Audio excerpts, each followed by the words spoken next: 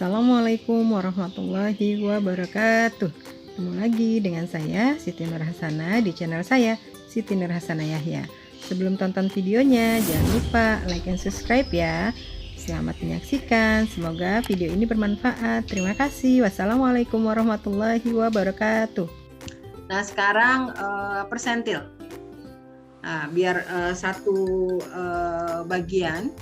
Persentil ini sama halnya dengan di sini dikatakan pengertian pada median, kuartil, dan desil dapat digunakan untuk memahami pengertian yang terdapat pada persentil. Jadi sama ya. Bedanya adalah persentil distribusinya menjadi 100 kategori. Jadi dalam perhitungannya nanti akan dijumpai 99 titik. Jadi persentil itu mulai dari P1 sampai dengan P99. Nah ini rumusnya. Kurang lebih rumusnya sama dengan rumus kuartil desil. Tapi ini kita ganti aja. Kalau tadi kita pakai D, ini kita pakai P. Kenapa? Simbol dari kalimat persentil. P sama dengan N plus 1 sama ya. N plus 1 cuma tadi desil baginya 10. Persentil kita bagi 100. Nah untuk grupnya persentil ini P-nya sampai 99 tetap dikali N dibagi 100. Kalau tadi desil kita bagi 10. Nah untuk mencari data yang dikelompokkan, persentil sama ini tepi batas. Kalau tadi kita pakai D untuk simbol desil, sebelumnya kita pakai Q untuk simbol kuartil, sekarang kita pakai P untuk simbol persentil. TB tepi batas bawahnya sama, S sama juga, cuma kalau tadi kelas desil sekarang kelas persentil. Nah kalau tadi FD frekuensi desil, sekarang FP frekuensi persentil. Jadi sebenarnya sederhana ya, untuk memahami rumus ini tinggal diganti sesuai dengan ketentuannya aja. Kalau desil berarti kita frekuensi desil, kalau persentil frekuensi persentil, kalau frekuensi kuartil jadi FQ. I-nya tetap interval. Nah ini rumusnya untuk data yang grup, data yang dikelompokkan. Dan ini letaknya, rumus untuk letak persentil, ungroup data, dan grup data. Nah sekarang kita masuk ke kategori data yang dikelompokkan. Untuk persentil 16 sampai 23 ada 10, 24 sampai 31 ada 17, dan seterusnya. Berdasarkan data tersebut, carilah nilai P25, P50, P75. Karena kalau dalam persentil P1 sampai dengan P99. Oke ya. Oke, nah sekarang kita cari dulu di mana letak persentilnya. P25 berarti 25 dikali N. N-nya tadi ada 50. 25 kali 50 dibagi 100. Jadi kita dapatkan letak P25 terletak di data ke-12,5. Lalu P letak ini ya, langkah awal mencari letak persentil. P50 berarti 50 dikali 50, 250 dibagi 100 jadi 25. 2500 ya. Dibagi 100 jadi 25. Nah, letak persentil ada di data ke-25. Nah, sekarang P75. 75 dikali 50 dibagi 100 gitu ya. Jadi 37,5. Ini baru letaknya. P25 terletak di 12,5. Kita cari 12,5 itu adanya di kelas keberapa? Frekuensi kumulatif di sini 10. Kelas kedua frekuensi kumulatifnya 27. Berarti kalau 12,5 bukan di kelas pertama. Kenapa? Karena kelas pertama sampai dengan 10. Berarti dia masuk ke kategori kelas kedua.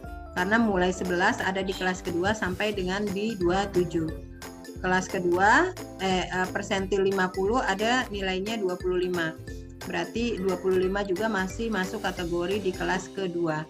Makanya di sini dituliskan P25 sama dengan 2,5. Ini kelas P25 dan kelas P50. Gitu ya. Karena ada di sini jumlah frekuensinya. Lalu di P75 ada di kelas keberapa? Kalau di sini di kelas ketiga dia cuma sampai 34, berarti kalau 37,5 ada di kelas keempat. Jadi persentil 75 ada di kelas keempat. Nilainya 37,5. Oke, sudah kita ketemu letaknya. Sekarang kita tinggal cari berapakah nilainya dengan menggunakan rumus. Tidak bisa menggunakan Excel maupun SPSS. Karena apa? Karena ini datanya data yang dikelompokkan. Nah, sekarang kita tinggal masuk ya. TB itu tepi batas bawah kelas untuk kelas P25.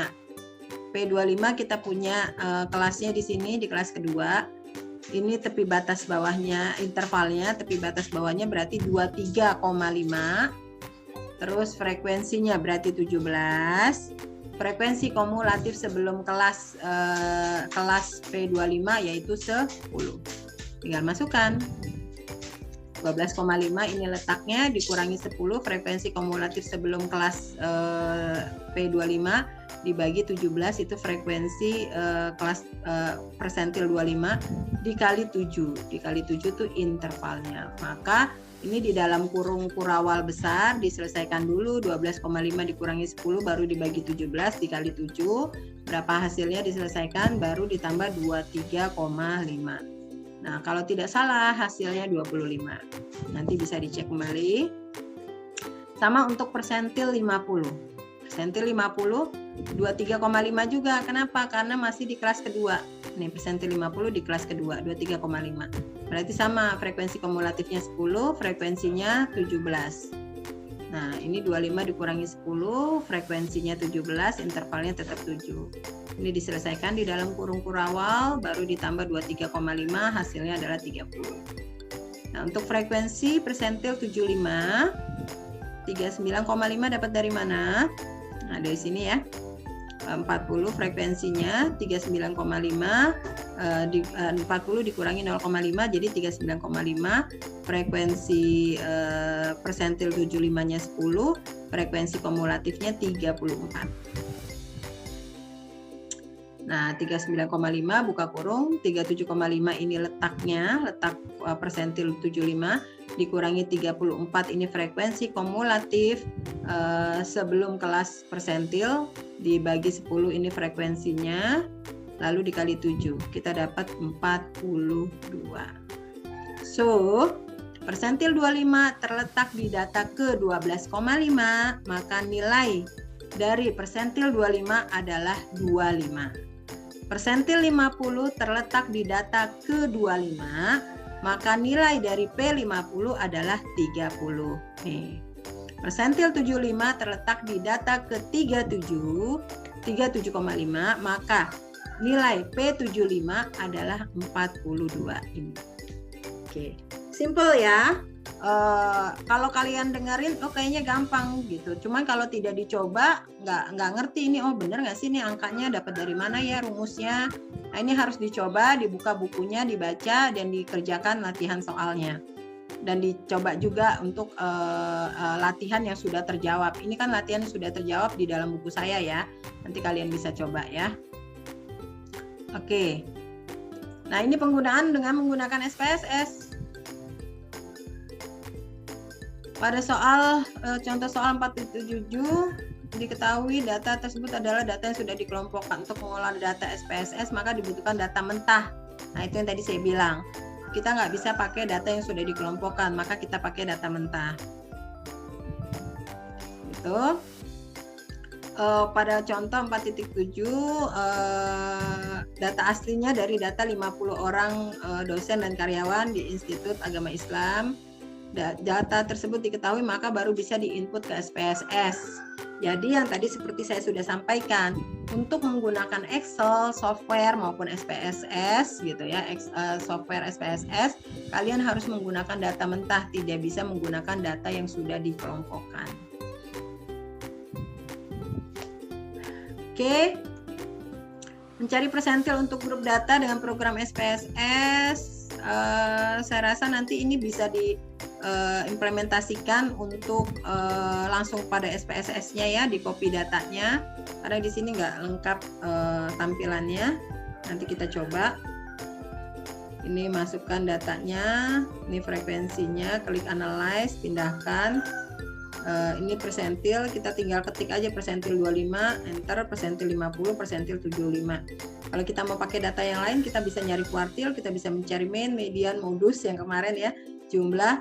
Nanti kita di ukuran penyebaran kita mencari standar deviasi, variance, range. Nah ini kalau di SPSS teman-teman tinggal klik doang, nggak nyampe ngeklik, nggak nyampe semenit kan? Berapa detik ini ngeklik kuartil 1 detik, ngeklik standar deviasi 1, 2, 3, cuma berapa detik, nggak nyampe 1 menit ini hasilnya udah keluar semua. Kita mempelajarinya 3 bab, yaitu bab ukuran pemusatan, di sini ada mean, median, modus gitu ya, ukuran letak, di sini ada kuartil dan ada persentil, dan ukuran penyebaran nanti ada standar deviasi, variance, dan range. Nah makanya kalian harus lengkapi dengan SPSS ya.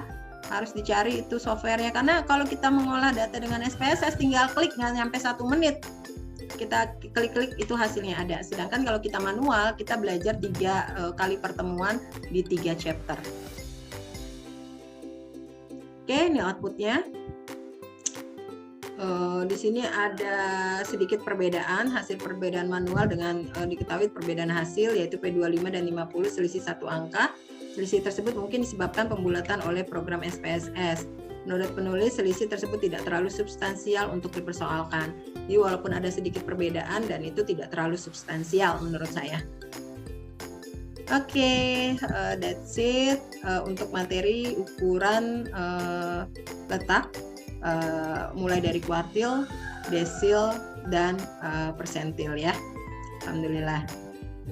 Thank you for watching. Jangan lupa untuk terus dukung channel ini dengan cara klik tombol like, comment, subscribe, and share the video. Terima kasih.